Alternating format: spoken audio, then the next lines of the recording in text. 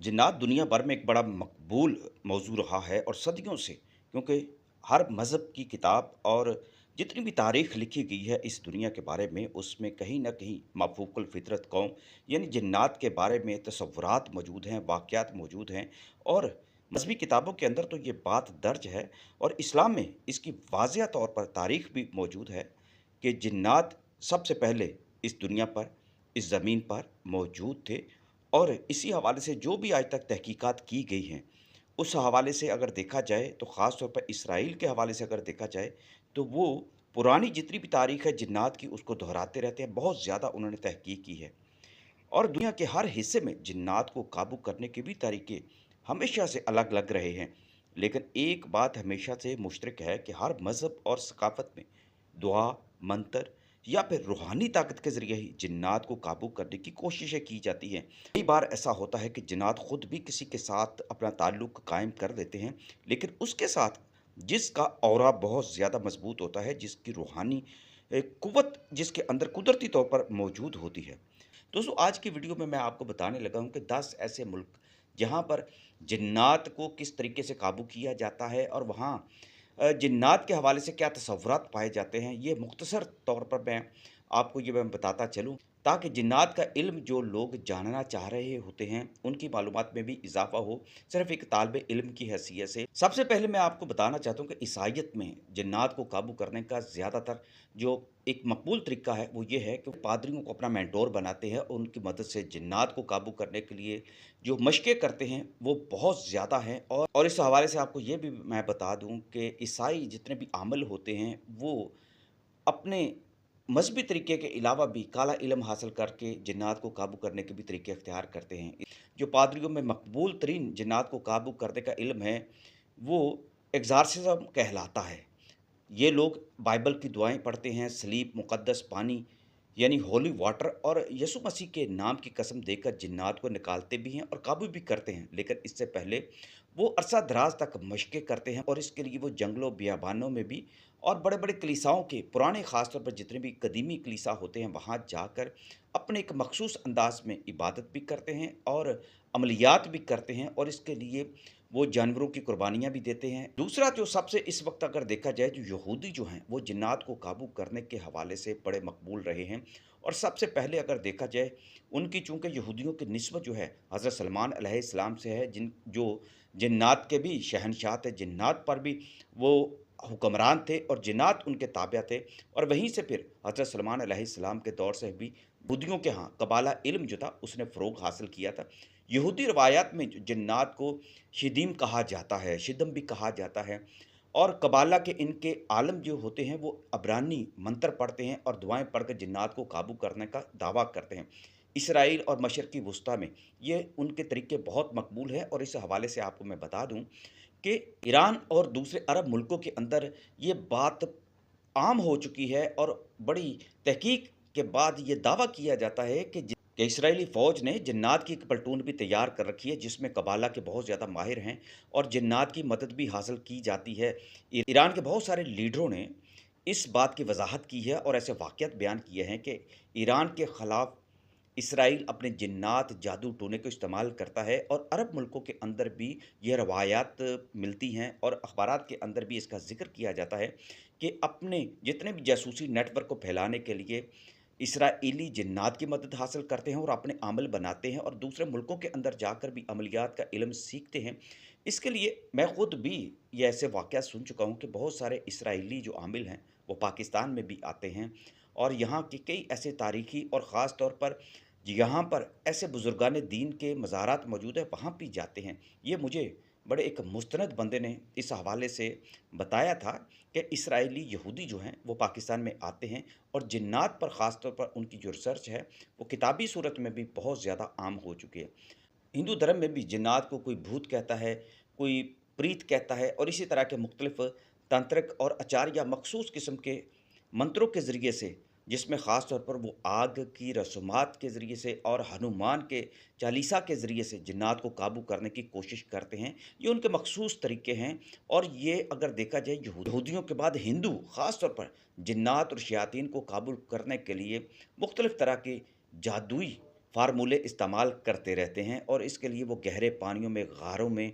और ग़लीज़ तरीन दलदली इलाकों में जाकर ऐसे अमल करते हैं और इसके लिए उनके मख़सूस अय्याम भी होते हैं और इसका भी ख़्याल रखते हैं। ख़ास तौर पर ग्रहण के दिनों में वो ऐसे बहुत सारे काम करते हैं जिससे वो शैतान को काबू करने की कोशिश करते हैं और फिर अपने वो काले जादू को इस्तेमाल में लाते हैं। बुद्ध मत में भी बुद्ध मत के भिक्षु भी ख़ास तौर पर जिन्नात को काबू करने की कोशिश करते हैं और इसके लिए खा वो वीरानों में चले जाते हैं, पहाड़ी इलाकों में और सरतरीन इलाकों में जाकर जिन्नात को काबू करने की कोशिश करते हैं। ये सबसे ज़्यादा जो मखसूस अपने मंत्र पढ़ते हैं, उसमें मुराकबा को इख्तियार करते हैं और मुराकबे के ज़रिए से भूत या जिन्नात को काबू करने का दावा भी करते हैं और इनमें से जो बहुत सारे भिक्षु होते हैं, वो हवा में उड़ने का फ़न भी उनसे सीख लेते हैं। थाईलैंड में, कंबोडिया और श्रीलंका और चीन में बुद्ध मंदिर ऐसे आमलों से भरे हुए हैं जहाँ पर ये लोग आम प्रैक्टिस करते हैं।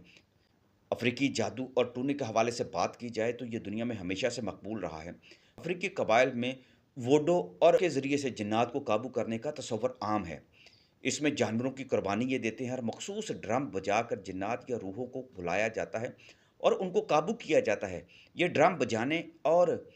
उनको बुलाने का एक मखसूस एक अंदाज़ जो है, ये सिर्फ़ ये जानवरों की कुर्बानी और मखसूस ड्रम की आवाज़ों से जिन्नात या रूहों को बुलाने की कोशिश करते हैं और इसके लिए जंगल में जाकर ऐसे जानवर काबू करते हैं। ईरान में भी जिन्नात को काबू करने के सदियों पुराने तरीके जो हैं, वो अभी तक राइज हैं। ज़रतश्त का जब मज़हब जो अपने अरूज पर था, उस दौर में ईरान में जिन्नात को काबू करने का फ़न बाकायदा इख्तियार किया जाता था और जिन्नात को दीवान के नाम से पुकारा जाता था और इसके लिए वो आतिश परस्ती करते थे और कई साल तक वो दुनिया से निर्वाण लेकर एक तरह का यानी तन्हाई में बैठकर ये अमल किया करते थे वीरानों में जाकर और अभी तक ईरान में ये सारी रवायात मौजूद हैं। तुर्की और मिडल एशिया में भी जिन्नात को काबू करने के अपने मखसूस तरीके हैं। उस्मानी सल्तनत के दौर में दरवेशों के यहाँ ऐसे वज़ाइफ आम हो गए थे और जिनमें वो वज़ाइफ भी बताते, तस्बीहात भी बताते और तावीज़ात पर ऐसे कलमात लिखा करते थे जिससे जिन्नात को काबू किया जा सकता था, उसकी धुनियाँ दी जाती थी। बाज़ जगहों पर शमनिज़्म की भी झलक मिलती है जहाँ ढोल बजाकर जिन्नात को बुलाया जाता है। ये तुर्की के पसमानदा और कबायली इलाकों में ये अमल आज भी जारी हैं और ये कहा जाता है कि तुर्की में जिन्नात और जादू का जो इल्म है, उसको साइंसी बुनियादों पर परखने के लिए बहुत ज़्यादा काम किया जा रहा है।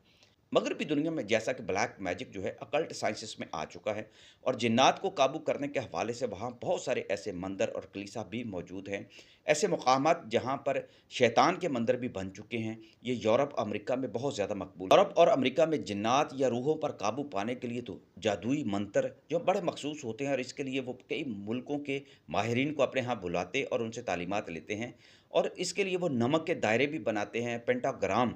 जिसमें 5 कोनों वाला सितारा होने लिए मखसूस करते हैं और लातीनी दुआएं वो ख़ास तौर पर पढ़ते हैं। जो जिन्नात वहाँ पर रहते हैं उनकी ज़ुबानों में उनको तस्खीर करने का अमल करते हैं। बाज़ लोग तो ब्लैक मैजिक पहले सीखते हैं और उसके बाद जिन्नात को काबू करने की कोशिश करते हैं। जनूबी अफ्रीका और अमेज़न के इलाकों में भी ख़ास तौर पर अमेज़न के कबाइल शमान में जड़ी बूटियों पर ख़ासकर एवास्का ऐसी एक जड़ी बूटी है जिसके ज़रिए ये दावा किया जाता है कि वो रूहानी दुनिया में दाखिल होकर जिन्नात या रूहों से राब्ता कर लेते हैं और ये माना जाता है वहाँ पे कि शमन जिन्नात को काबू करके अपने कबीले की मदद करते हैं। मुसलमान उलमा भी जिन्नात पर काबू करने के लिए मखसूस किस्म के वज़ाइफ करते हैं। जो मुसलमान होते हैं जिनका अकीदा होता है कि वो मुजाहिदे करके वज़ाइफ पढ़ के जिन्नात को काबू कर सकते हैं और जब वो जिन्नात को काबू कर लेते हैं तो वो जिन्नात को उतारने का इल्म भी सीख लेते हैं। जादू टूने का भी वो इलाज कर लेते हैं। मुसलमानों के हाँ ख़ास तौर पर सूरह जिन, सूरह यासीन, आयतुल कुर्सी, सूरह बकरा, सूरह मुज़म्मल और जो भी फिर इसमें माहिर होते हैं वो अपने शागिर्दों को और अपने साइलीन को या अपने मुरीदों को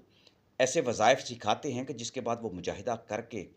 वो जिन्नात को तस्ख़ीर भी कर लेते हैं। बाज़ सूफ़ी सिलसिलों में तो मखसूस अज़कार और वज़ाइफ के ज़रिए से भी जिन्नात को ताबिया करने की कोशिश की जाती है, लेकिन इसके लिए ख़ास तौर पर ये कहा जाता है कि वो अपने मुर्शिद, अपने मेंटोर की मदद के बगैर ये काम हरगिज़ ना करें। लेकिन इस्लाम में सिर्फ़ अपनी नमाज ठीक करें, अल्लाह के साथ अपना ताल्लुक़ मज़बूत करें और अल्लाह के सिवा किसी को अपनी हाजत के लिए ना पुकारे, तो ऐसा मुसलमान जब मुत्तकी, परहेज़गार, मुतवक्किल हो जाता है और अपनी इबादत में पूरी तवज्जो के साथ खलूस शामिल करता है, तो जिन्नात ऐसे मुसलमानों से ख़ुद भी मुतासिर हो जाते हैं। और इसकी एक मिसाल ये है, बहुत सारे ऐसे मदारस में जिन्नात भी तालीम हासिल करने भी आते हैं, और जिन्नात ऐसे मुसलमानों से भी मिलते हैं, वो बुज़ुर्गों से भी मिलते हैं, घर के अफ़राद से भी मिलते हैं, जो रात के वक़्त तहज्जुद के वक़्त नवाफ़िल पढ़ते हैं, कुरान पाक की तिलावत करते हैं। तो ऐसे मुसलमान जिन्नात उनके पास आते हैं और फिर उनके साथ उनकी मुलाकातें हो जाती हैं, और ये तस्ख़ीर का कुदरती एक अमल है जो ख़ुद ब ख़ुद हो जाता है। और ये अमल जो ऐसा है, जिन्नात का मुसलमानों के साथ निस्बत का ये जो ताल्लुक़ है, ये कुदरती अमर है। और इसके लिए किसी मुसलमान ऐसे को जो मज़हबी तौर पर बड़ा अपना अक़ीदा दुरुस्त रखता है, वो इस चीज़ का मुशाहिदा कर लेता है कि उसके साथ जिन्नात दोस्ती करते हैं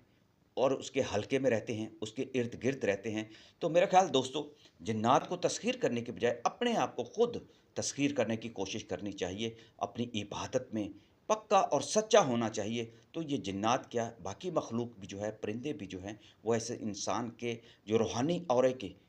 असीर हो जाते हैं और उसकी कुर्बत माँगते हैं, क्योंकि ऐसा तस्बीह ख़्वाह मुसलमान जो, उससे जिन्नात और परिंदों की अरवाह को भी तक़वियत मिलती है।